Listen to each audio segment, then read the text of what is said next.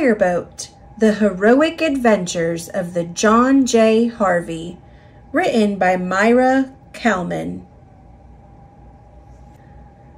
New York City, 1931. Amazing things were happening, big and small. The Empire State Building went up, up, up. Babe Ruth hit his 611th home run in Yankee Stadium. The tasty candy treat Snickers hit the stores. The George Washington Bridge was suspended elegantly across the mighty Hudson River.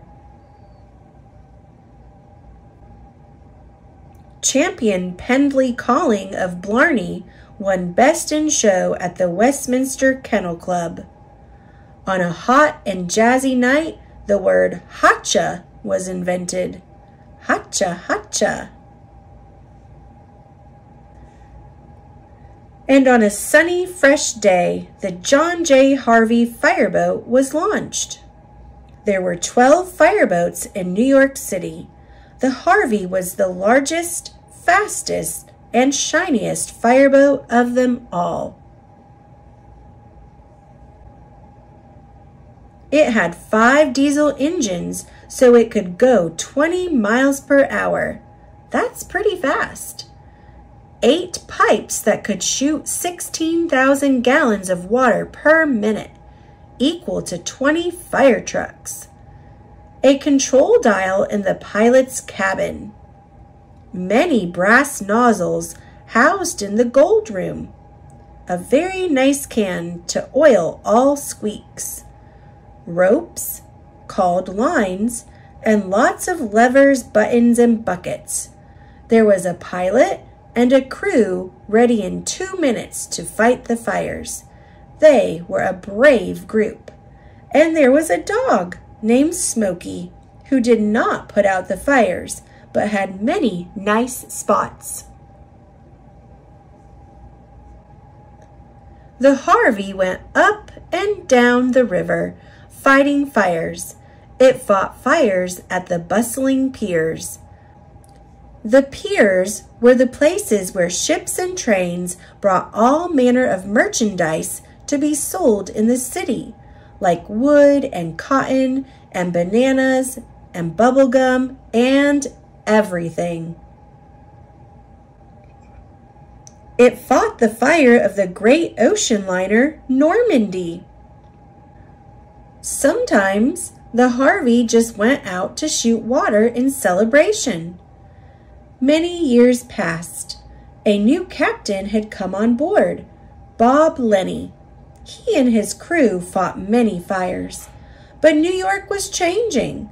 The Twin Towers were now the tallest buildings in New York City. The piers were closing. 1995. The city no longer needed so many fireboats.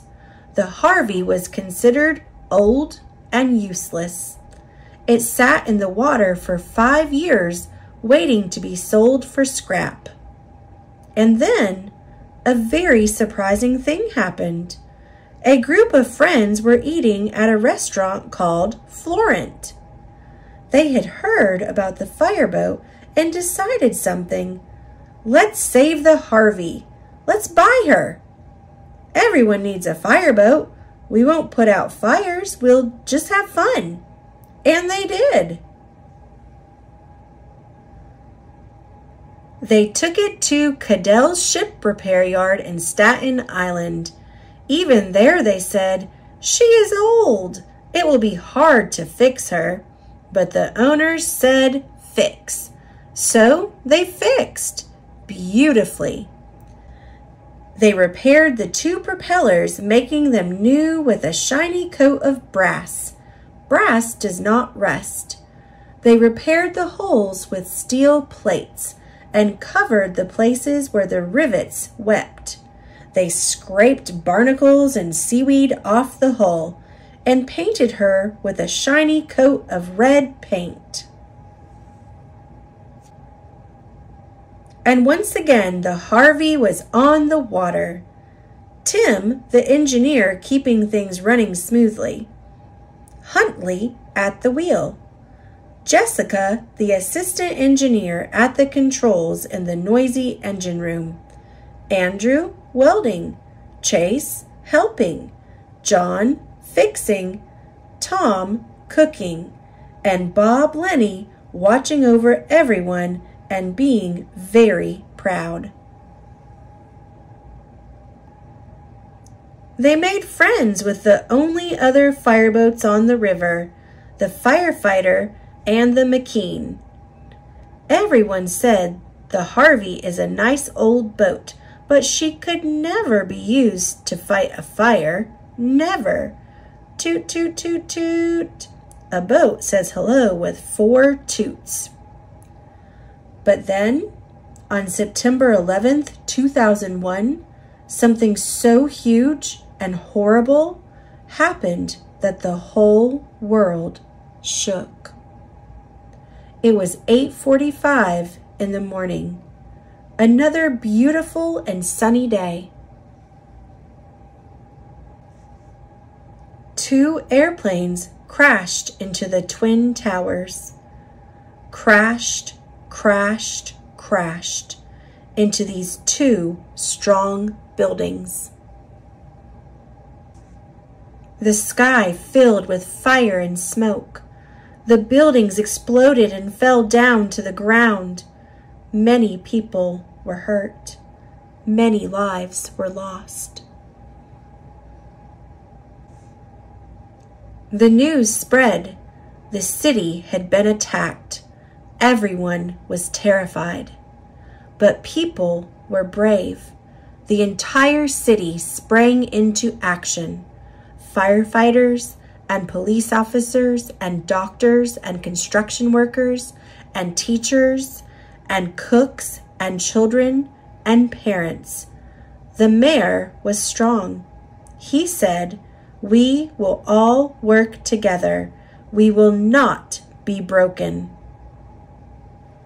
What were the people of the Harvey doing when the planes hit? Bob Lenny was trimming hedges. Tom was drinking tea in his kitchen. Chase was walking his dog, Radar. Tim was reading the paper. Andrew was welding. Jessica was writing a story.